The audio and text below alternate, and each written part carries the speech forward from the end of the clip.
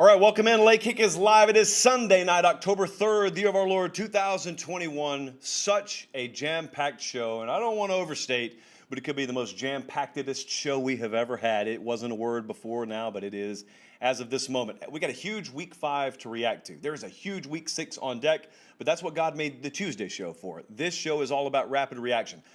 And some other odds and ends that I'm going to actually lead the show with in just a couple of minutes. We've got a Renaissance tour destination to reveal, fresh off a trip to Tuscaloosa. I'll tell you more about that in a second. Where are we headed this week? I'll tell you momentarily. Georgia and Bama rolled yesterday. Florida got upset. Down goes Texas A&M. Cincinnati wins. Auburn ends up winning. I mean, we really kind of hit a heater as a show last week and called every single one of the games I just mentioned, except for the Georgia game, was a little bit off in our expectation there. So I'll talk about that in just a second. I've got 10 more games that we're going to have rapid reactions to. We got some early best bets, just one early best bet. We only moved on one game. I looked at the board. I said, we see some value, but some of these lines I think are going to move, so we're going to wait as opposed to last week. For instance, the Penn State game. We moved on it early, and it ended up not mattering. They won 24-0 anyway, but there were some lines that moved against us last week, so I want to wait a little while this week. Make sure you're following on Twitter. Oh, I cannot stress this enough. It was a very eventful morning yesterday, and if you weren't following on Instagram or Twitter, you kind of missed it all.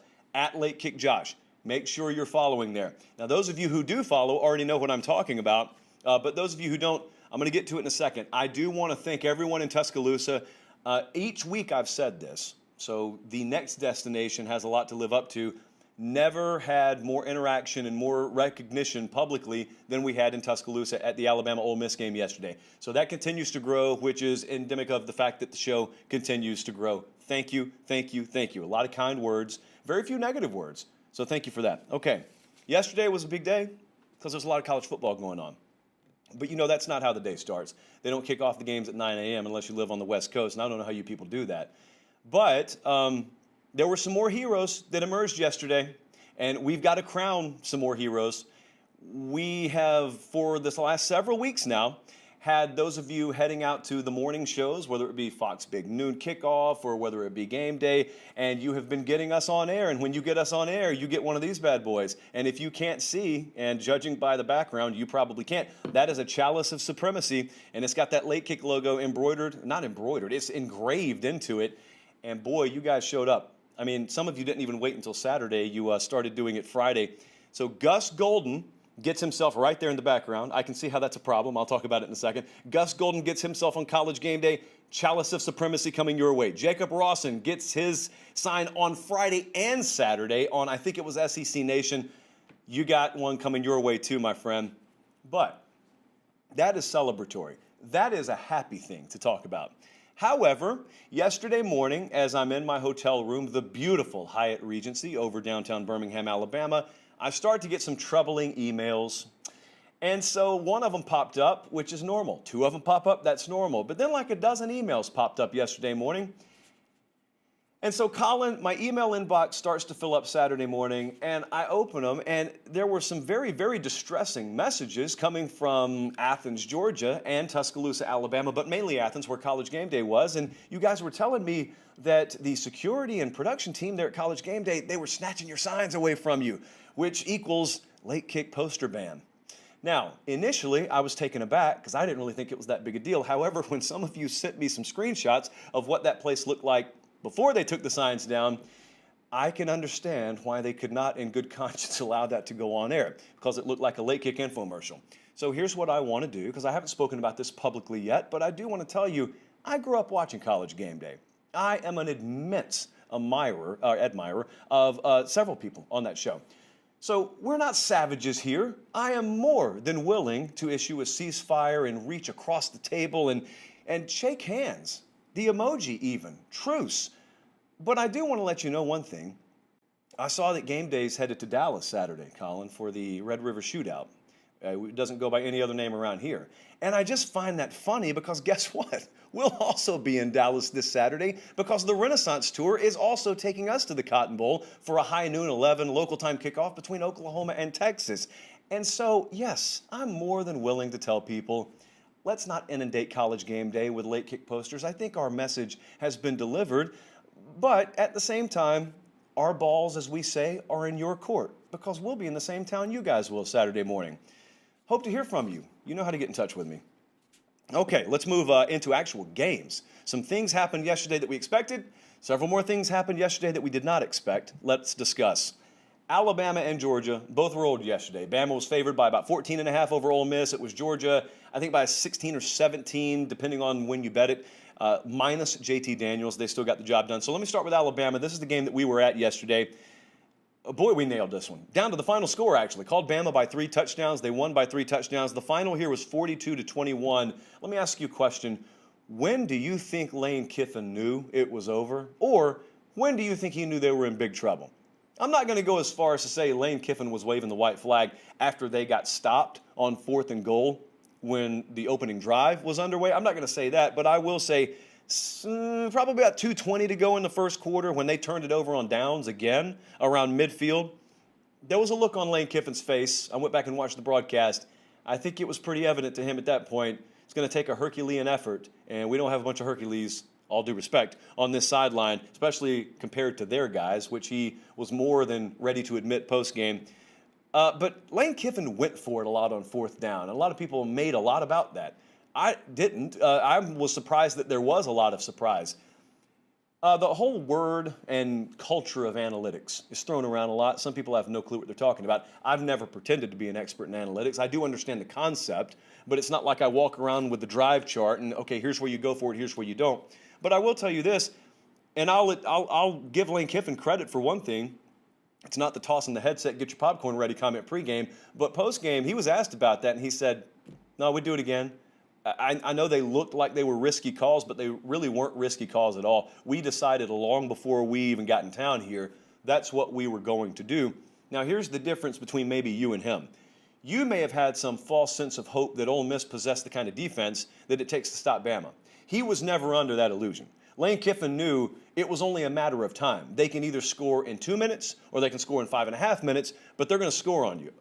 If you didn't watch the game yesterday, go watch the replay. That's all the evidence you'll need. And so Lane Kiffin said it more than made sense. From a risk-reward scenario, it more than made sense. So, perhaps this is as good a read as we ever ended up having on a game so far this year, because if you go back to the Tuesday show, what we expected to happen, and the reason I thought Alabama was going to get some margin on Ole Miss was because I highly expected that the adjustments defensively for Alabama were not going to shut Ole Miss down necessarily. They kind of ended up doing it in the first half.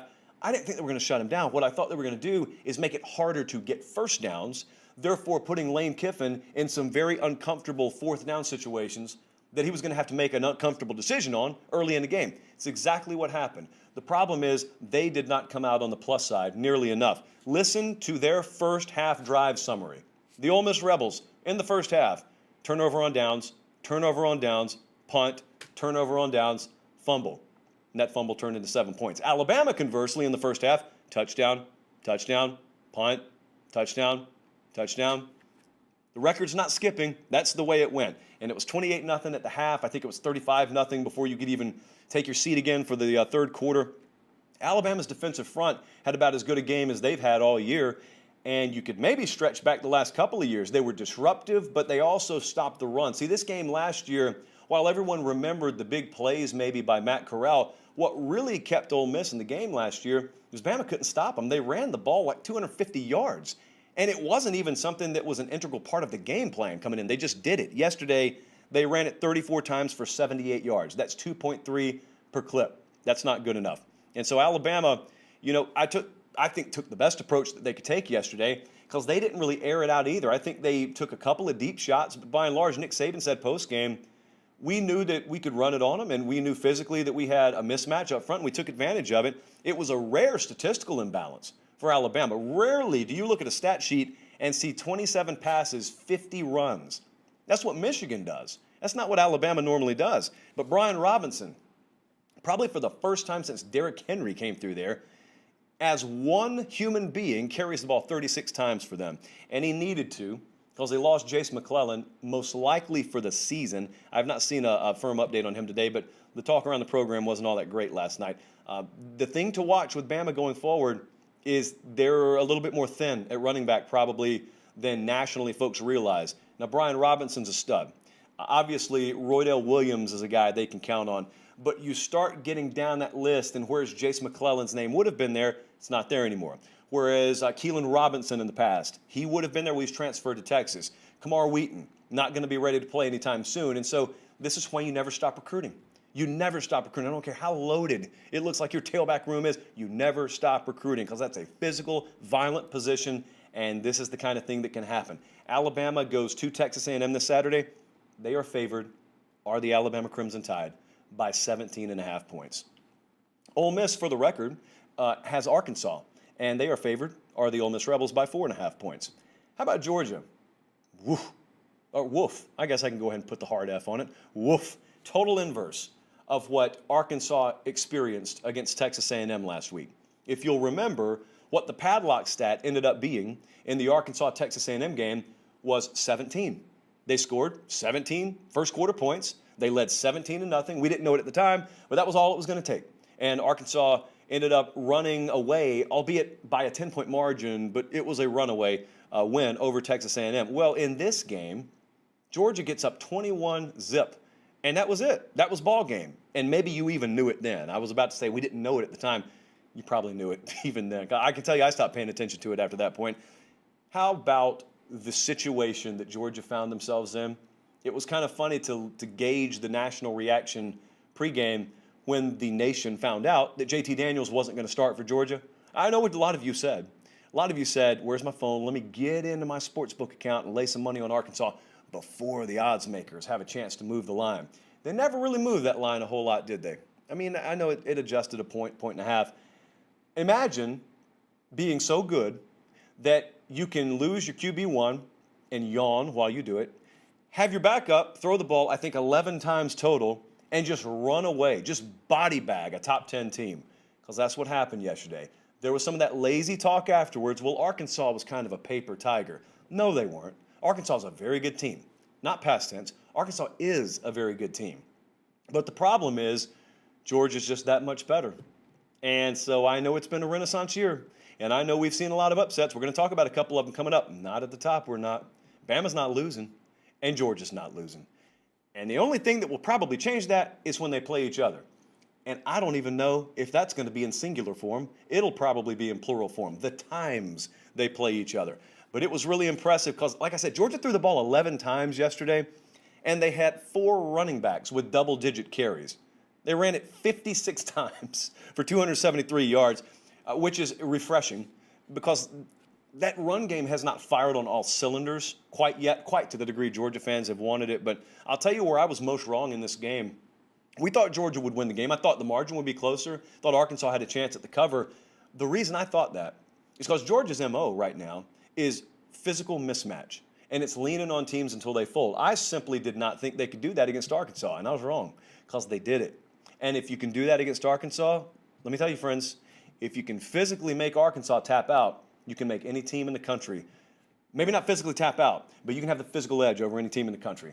And that includes that script A that I have on the bottom of the screen here, because Arkansas really doesn't take a back seat to many teams physically. Now, depth-wise, talent-wise, they may, but boy, we're not going to talk about the SEC championship game right now. It's hard to envision a scenario where those two don't meet in Atlanta, but that's how you remove all the variance from the equation.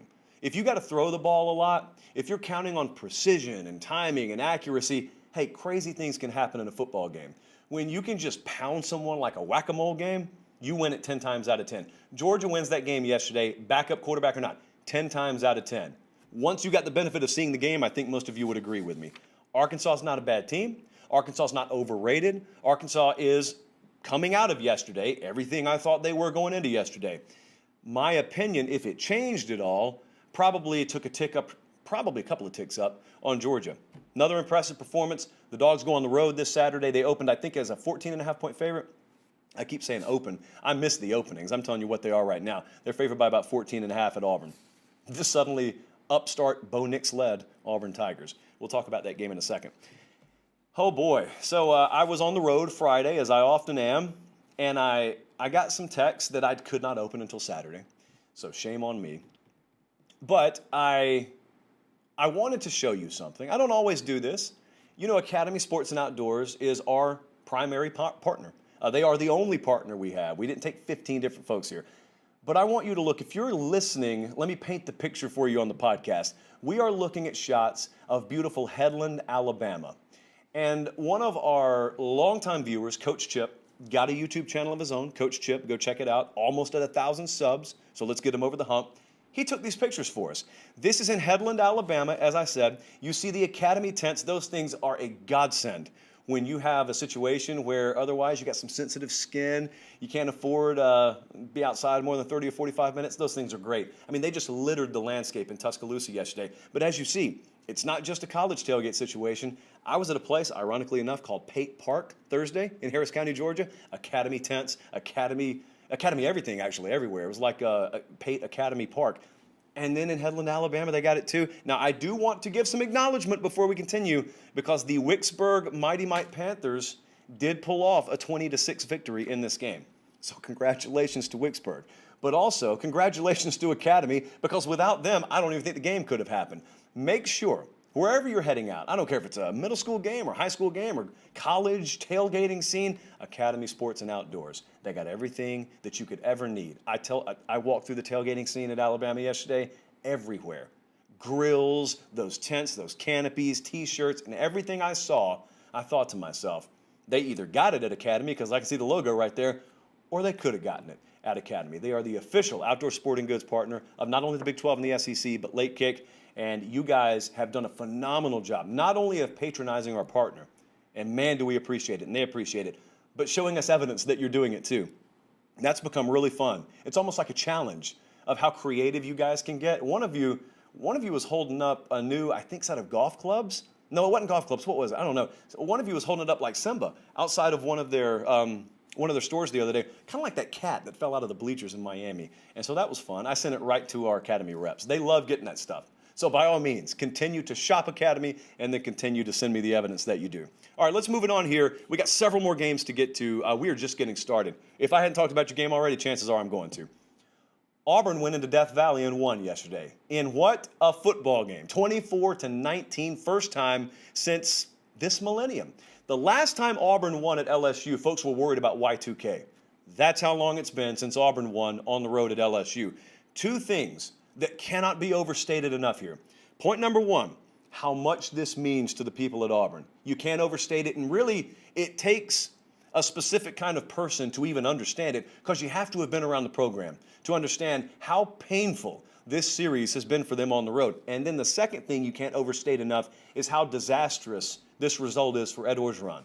I mean, this is a big deal, and this is going to end up being a keystone turn of events. The keystone meaning it's going to have a ripple effect ultimately if this job comes open that impacts the entire landscape of college football. So I don't care if you're an Oregon State fan. Ultimately, what happens at LSU can impact your program. That's why you need to start paying attention if you're not already. Most people have no idea how tumultuous the last week was at Auburn. Keep in mind, they go on the road and lose to Penn State 2 weeks ago, narrowly. They're in it in the fourth quarter. They're throwing for the end zone with no time left. And then they come home and almost get upset by Georgia State. They had to have a valiant come-from-behind effort in the final seconds against Georgia State at home to escape with a victory. And then you got quarterback controversy all week because Bo Nix got benched in that game. So you got all that drama happening. Brian Harsin fires his wide receivers coach. And so you got everybody with an opinion on that, and everyone claims to know the angle and why it really happened. It couldn't just be the guy was underperforming. There has to be more to it. I'm not in the program, so I'm not telling you I know. I'm just telling you I observed a whole lot of other people who don't know pretend like they knew. And then you go into a place where you hadn't won this millennium. Oh, and you get down 13-0. And they got it done anyway. They bubblegum and paper clipped their way to a win down there, and it was a sight to behold. I was driving back last night, and I was listening on the radio, and this was entertaining radio. I know it was Barrett Jones on color. I can't remember who was doing play-by-play. Those guys did a great job on this game. And the reason I remember Barrett Jones was on the call is because of a point he made that I'm about to bring up. But Brian Harsin did not hide his quarterbacks here. They may have been flip-flopping already a couple of times this year. He did not hide the quarterbacks. He couldn't afford to. Tank Bigsby is at far less than 100%. If you don't know that already, well, you didn't know it last night. You do know it watching the game. He was, for most of this game, a non-factor. If I told you that, if I told you statistically Tank Bigsby's going to end up being kind of a non-factor, and they're going to go down there, and they're going to play both quarterbacks, and they're going to get down 13-0. What would you have thought? Well, you would have thought, hey, good, another solid win for LSU. Nope. Bo Nix, I don't know where it measures up statistically. I didn't even bother pulling it up. This is probably the highlight of his career. That Oregon win to start last season, notwithstanding, I think this is the highlight of his career. And they've beaten Alabama. To me, this is the highlight of Bo Nix's career. He's a foxhole guy. He is not going to blow you up stat-wise. He's not going to make your All-American list. He's not going to be in New York City for the Heisman Trophy ceremony. He is a foxhole guy. He's a competitor. And I'll tell you, when I was driving back last night, I was listening on the radio, as I said, and in the fourth quarter, Barrett Jones, who was doing the color for the game, he made an interesting point. Bo Nix was in this game. TJ Finley was in this game. And he said, I'm going to tell you my observation, and then I'm going to let it go. He said, when Bo Nix was in that game and then he got taken out and TJ went in, he was standing right there, front and center, biggest cheerleader, never took a seat. And then when Bo Nix got put back in, TJ Finley was on the bench with a towel over his head. I didn't watch the game yet, but I'm telling you, that's a pretty interesting observation. I'm not using that to knock TJ Finley either. TJ Finley, you do what you do. I'm telling you, it says a little something about Bo Nix. And he got back in there, and he ended up being able to win a game for him. And he won a game when the running backs could not carry the day, which is normally the formula for Auburn to win a football game. They had a 92-yard drive to end up capping this thing. Jaquez Hunter, he had 6 carries. They all counted 80 yards. He had a 44-yarder. I think he took like a swing pass there late in the fourth quarter. But the opinion of Brian Harsin you didn't hear all week was that of his players. You noticed that? If you were around Auburn football all week, you heard the opinion of every sports writer and talk show host, YouTube host up to including me. You heard all those opinions. The opinions you didn't really hear were those of his players, because you heard them last night. They didn't have to open their mouth. They showed you with their play. They fought. Auburn probably fought as hard last night in that game as I've seen them fight. You got concerns and legitimate concerns when you have turmoil to the degree they've at least perceptionally had all week as to whether you got your locker room or not. Well, there's no doubt about that. Those guys went over the cliff. Those guys had like an Arkansas for Sam Pittman level fight in them last night, which is one of the highest compliments you can pay in college football right now. So, man, congratulations to Auburn. I know those guys down there. I know how big a win this was. But now for LSU. I want to be careful. You know the kinds of things I do and don't like to talk about here. LSU's defense was on the field for 88 plays 2 weeks ago. I told you if this was a one-possession game either way in the fourth quarter, that was going to end up biting them. Sure enough, Auburn, after being down 13-zip, they get it to within one possession in the fourth quarter, and then Auburn in the fourth quarter outscored LSU 14-0. They ran 21 plays. They had 11 rushes for 81 yards. That's 7.4 per carry. Auburn owned the fourth quarter. LSU could not withstand it in the fourth quarter. And that did not happen last night. That started to happen 2 weeks ago when they couldn't get off the field enough. I see no way Ed Orgeron survives this season. Can't paint a picture. I've tried all day. I am the last person on this planet to ever say it. I'm normally way late to this party. Ed Orgeron's not going to be the head coach at LSU next year. I don't know that he's going to be the head coach at the end of this year. Hate to say it. There's been some really, really good times with Ed Orgeron down there. But the program is regressing on so many fronts simultaneously. I watched his post-game press conference last night. Guy didn't take responsibility for anything. It's pretty disappointing, to be real with you. LSU's not the first team that's ever lost a football game, man. LSU's not the first team that ever had a team in regression mode. But, man, if you're in that situation, you learn a lot about the character of your leader in the bad times. Because in the bad times, I'm supposed to be hearing I. In the good times, that's when I'm supposed to be hearing we. The best leaders deflect the praise, and they shoulder the blame. And Ed Orgeron wanted none of that. And it's kind of been that way for a little while now. I don't think he's going to survive down there. They had 24 carries for 29 yards last night. One of the biggest stories that's not on the national radar, but in the South is being talked about a lot, is just the horrific decline of the LSU rush game. On what planet does LSU have a successful program when they can't carry it for better than 1.2 yards per carry at home in a rivalry game, no less? Offensive line is worse today than it was to start the year. They had very bad game management last night, and I think we all know where the buck stops on this. And you get paid to the point where these are not unrealistic expectations. We're not asking you to go take Alabama to the cleaners. You're talking about winning at home as a favorite and at least being competitive enough where you've put a product on the field that's balanced I mean, you get your choice. You get your choice of most of the top talent in America, and that's the best offensive product they can put together. They should be struggling at quarterback. That's where they should be struggling. They shouldn't be struggling at running back and offensive line. They lost the quarterback. Max Johnson's played phenomenally. Given the circumstances around him, he's played phenomenally.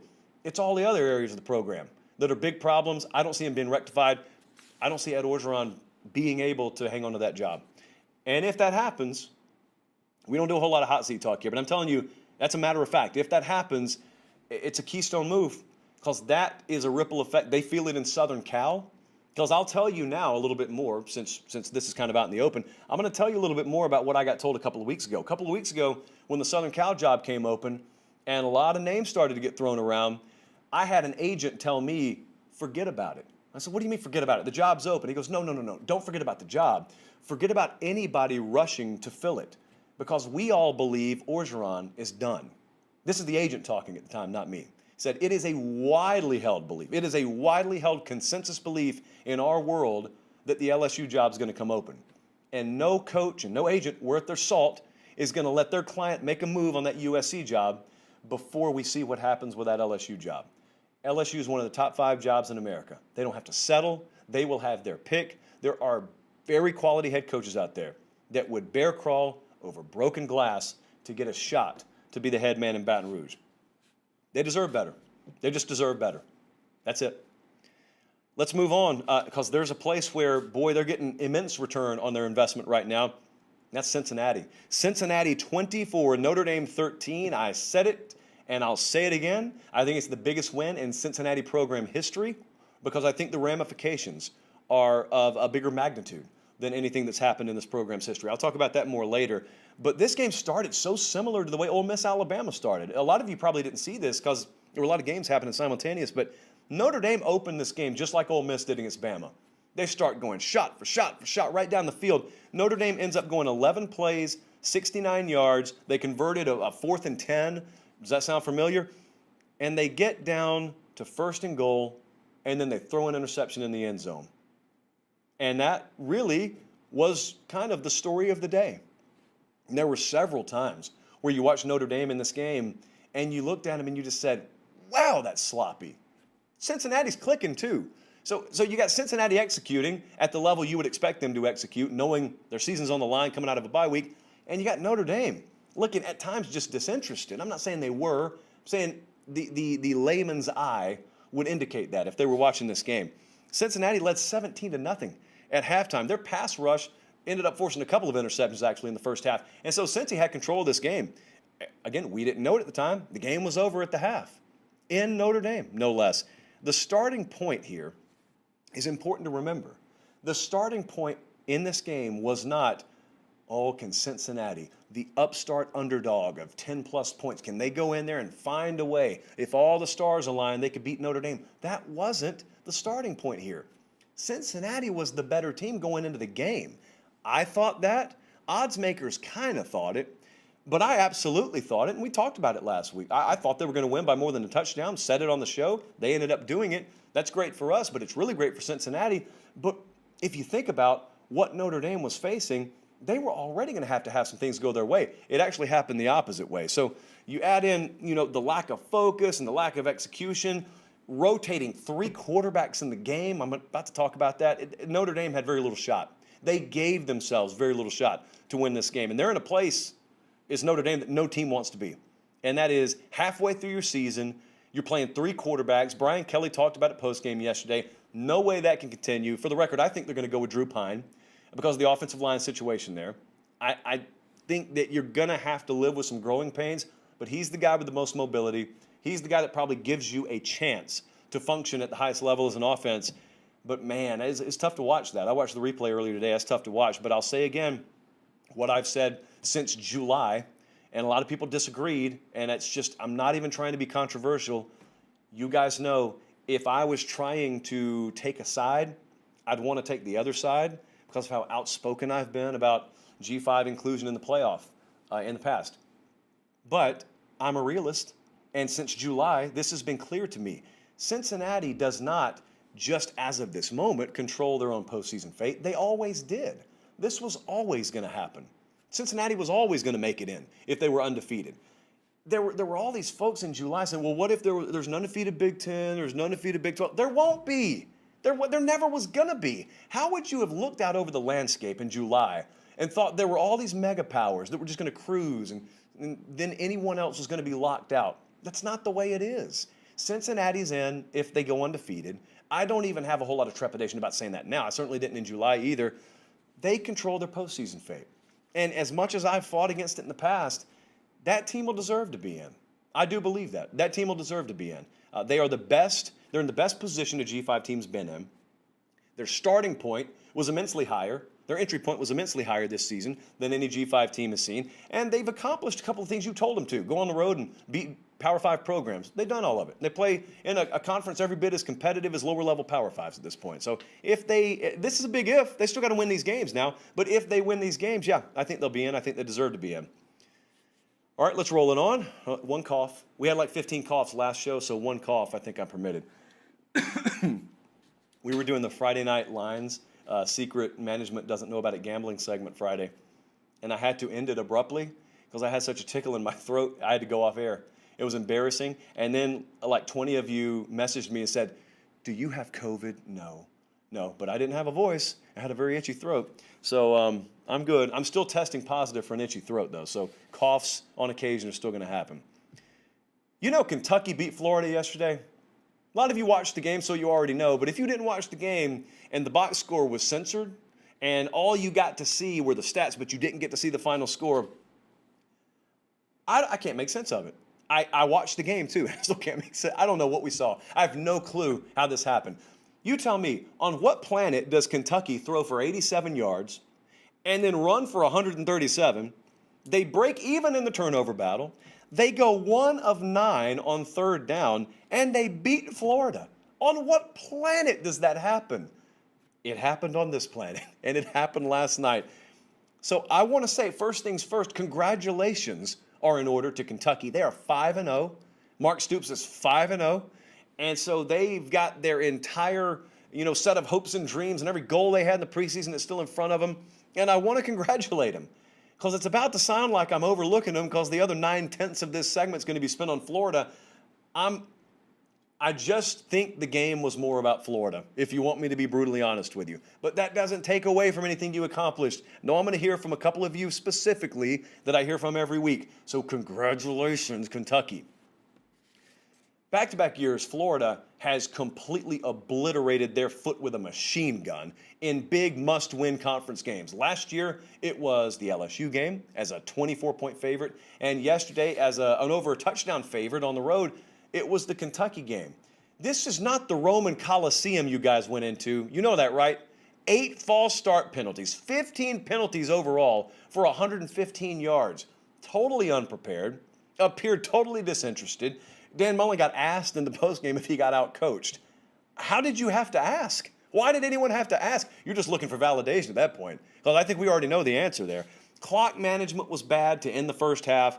8 false starts, as I said, 115 yards and total penalties. Florida is not the only major program that's ever lost a game.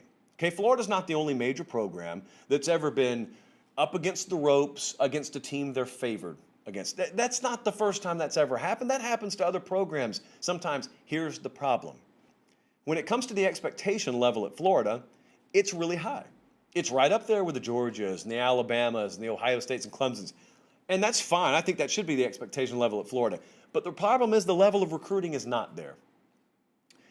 And Florida does not have the level of player necessary to bail them out in these situations. If Bama's in that situation yesterday, if Georgia's in that situation, which they rarely are, but if they were, they'd just out-athlete you. They would just beat you over the head with their helmet, the logo, whether it's fair to say that, whether it's politically correct to say it or not. They're just better than you, and they'll out-athlete you, and they only need about their C-plus game to beat you. If you're Kentucky, that's probably the case. And Kentucky folks know that. I mean, at your best, you still need help from the elite programs if you're going to beat them. Florida is not at that level.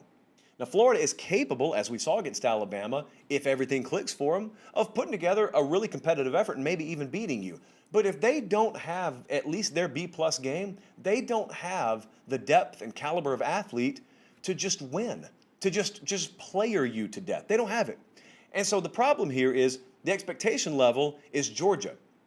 But sometimes the recruiting level's far below that. And so, like, I watch Florida. I don't see hot seat. Like, I don't sit here and trash Dan Mullen.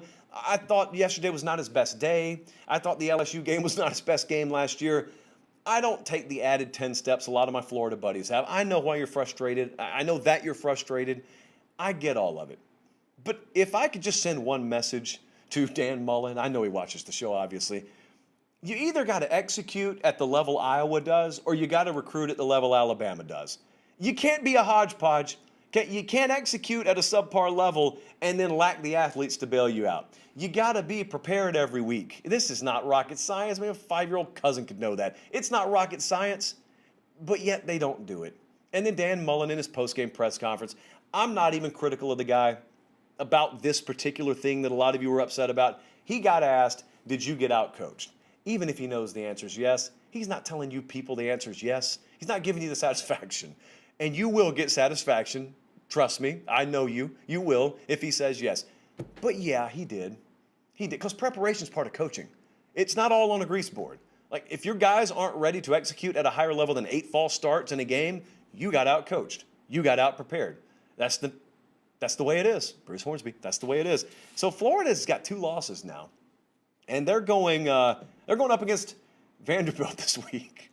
So that is just what the doctor ordered. Nice little 39-point favorite situation. You can start praying for Vanderbilt now, by the way. You don't have to wait until Friday. You can go ahead and put the hashtag prayers for Commodores up right now. But I don't really know where this goes, because it could go one. Florida can still be a very competitive team. Florida's going to go to LSU. They could beat LSU, obviously. Florida's going to play Georgia. Going to be a really, really tough ask there. But you know, you've got right now 2 games and then the bye and then the Georgia game. You got to redefine some of your goals. And the goal now has to be that game in Jacksonville is your Super Bowl. That is how you redefine what your season's about. And then if you pull that one off, who knows what happens down the road. But what a disappointing night for Florida. And congratulations to Kentucky again. Let's bookend it with the Cats, but boy, that's disappointing. All right, let's dive into like 1, 2, 3, a bunch more games. We're going to go rapid fire here, but there's a lot to talk about. It was a very eventful Saturday yesterday. Texas beat TCU 32-27. These wins are so beneficial for a program when you're building one. I know folks saw them hang 70 on Texas Tech, and a lot of folks looked at this 4.5 or 5.5 point spread. Texas is only favored by what? If you're close to this rivalry, if you've been around this game, you knew there was no alternate universe where Texas was about to blow TCU out. That's just not the way this game works. And so that line fooled a lot of you. We stayed away from it because, you know, I went to our folks at Horns 24/7. I looked at their score predictions. None of them. I don't think any of them had a blowout. And they're as close to the team as anyone. That was the expectation level. When you can win a game like this, when you don't come out clean, when you got blood stains and mud stains all over and your clothes are ripped and, you know, your lip is split open, but you got to win. Boy, you feel good. You don't look great. You feel like you're a little worse for wear, but boy, afterwards, there is a level of satisfaction when you're just laying there spent and you got to win at a place where it's been very hard for you to win. That means a little something extra and something you can draw on. You don't draw on blowout wins down the road. You draw on these knife fight kinds of wins. It was not a huge day through the air. Texas was 12 of 22 for 142 yards passing. But let me tell you what they do have. They probably got one of, if not the best players in the country in the backfield, because Bijan Robinson carried it 35 times for 216 yards yesterday. That is also Derrick Henry type work. 6.2 yards per carry, 2 touchdowns. They play Oklahoma Saturday. Oklahoma has opened as a 3.5-point favorite in the Red River Shootout. We will be on the field for that game. Speaking of the Sooners, Oklahoma a 37-31 win over Kansas State. We had the Wildcats plus 10.5, so I'm a huge fan of kick returns for touchdowns, obviously. What a swerve we had here. Big time swerve. Skylar Thompson. We bet Kansas State thinking he wasn't going to play. So imagine our pleasant surprise when not only does the starting quarterback actually start, what did he do? Colin, he went 29 of 41 for 320 yards, 3 touchdowns. Listen to this now. You may look at it and say, oh, Oklahoma only won by 6. No, friend, this was a big win for them because this has been a place that's been a nightmare for them as well. Oklahoma got outgained. They had 10 penalties for 85 yards. Kansas State was 4 of 5 on 4th down. All that happened, and yet Oklahoma still won. It feels good to get those kinds of wins. Those are program builders. Those are season builders. And now, like I just said, Oklahoma goes into the Red River Shootout. Shouldn't be known by any other name. They are favored by 3.5. Texas A&M. Texas A&M was in the biggest ambush spot of the weekend. We talked about this briefly on Thursday. Talked about it a little bit more on radio in Texas. No one was looking at this game. They were favored by 7. The line never moved all week, and Texas A&M, they fall to Mississippi State. I said in the preseason, I thought Georgia was a really good litmus test for Texas A&M. Those were programs in comparable positions. They both have multi-year staffs, sky-high expectation levels. They are both really stocked in recruiting. It was fair, I thought, to compare the two. Well, they're both on their backup quarterback right now. One, as I said, body bagged the top 10 team yesterday with very little effort. I don't think Georgia broke a sweat. And then you got Texas A&M dropping back-to-back games. Program feels like it's just splintered. At the very least, the season is. I won't speak on the program. But it's really a redefiner. You know, we at CBS, we circle a game. I'm not in the meeting, believe it or not, but we circle a game every year as the primetime standalone 8 o'clock kickoff game. And they made the same decision I would have if I were in the meeting. Back in the preseason, they said, Bama going to College Station? Absolutely, we'll take it. What? We're not even going. I'm not even going to the game Saturday. And if you would have told me in the preseason I will choose not to be at Bama A&M, I would have thought you were crazy. But yet here we are, 2-loss A&M, a 17-point dog at home. I don't think that number's big enough, by the way, against Alabama. Listen, good for Mississippi State, because right now, here's where Mike Leach and company are. They got a bye week, then they got Bama, but after Bama, they got 6 games they'll have a shot in. All 6. They're not going to be favorites in them, but they got a shot the remainder of the way. So congratulations there, because I know this was off a lot of radars, and by the end of the day, everyone was watching it. Michigan just skull-drug Wisconsin, 38-17. Hey, I'm quitting Wisconsin. You can write that down. That's official. That's from me. I'm on the record. I quit Wisconsin. They have burned me twice in the last 2 weeks. I keep thinking there's going to come a day where they don't lose the turnover battle. And dare I say, even maybe win the turnover battle. It's just not going to happen. This is Wisconsin football. They turn the ball over and they underachieve. They are a 3-loss team now. They're 1-3. But I'll tell you what Michigan is. They're undefeated. And here we are. They got an identity about themselves, but they don't just have to run the ball to win, because yesterday they ran it and they largely failed. They ran it 44 times for 112 yards. That's a bad day on the ground. That is 2.5 yards per carry. But they won comfortably anyway, because Cade McNamara had to throw the ball a little bit yesterday, and Michigan had to throw the ball a little bit yesterday. And a funny thing happened. When you commit to throwing the ball against Wisconsin, your receivers get open, because Wisconsin does not have a great secondary. And McNamara was 18 of 30, 253 through the air, threw for 3 touchdowns, a little over 8 yards per completion. Good day for Michigan. It's been quite a while since they won in Madison, so good day for Michigan.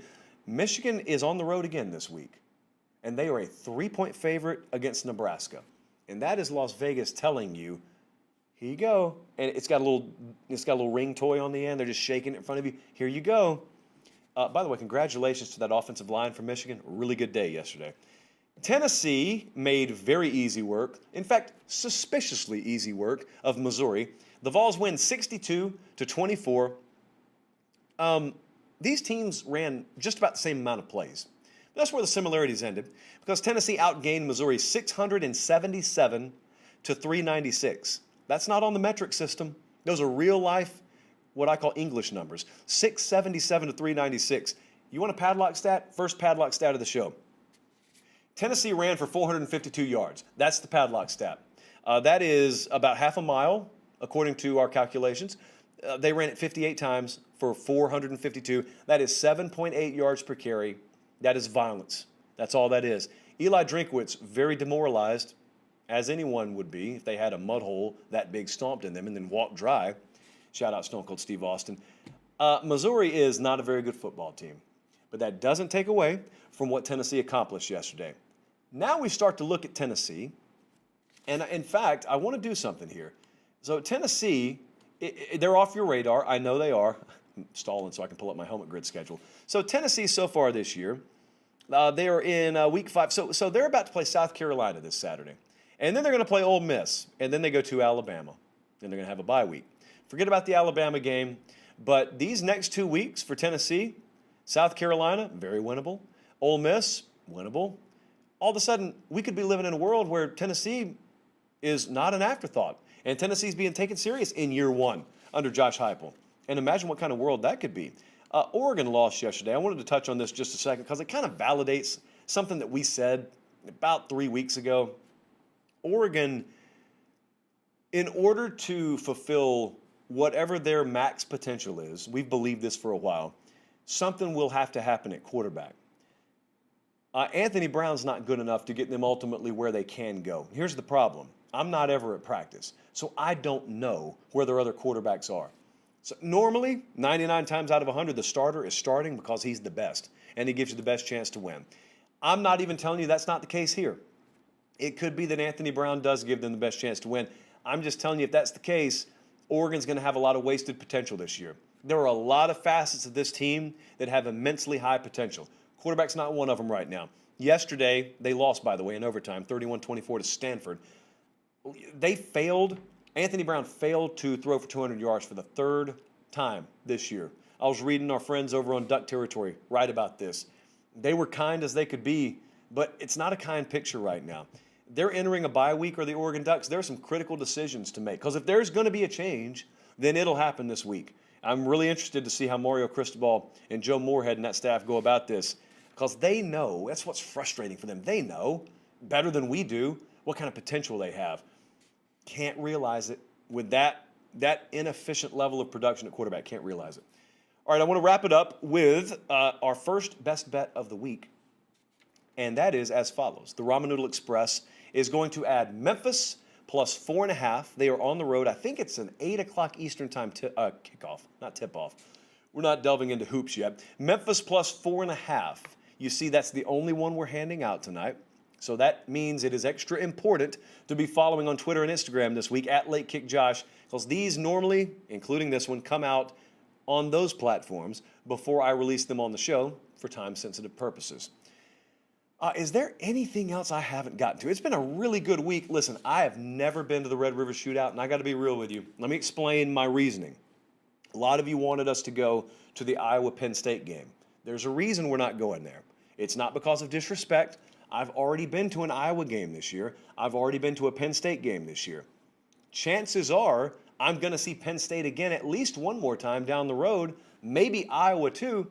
I have not seen OU or Texas this year. It is a lot harder to get out to these Big 12 games because it is rare that a Big 12 matchup is among the biggest in the country.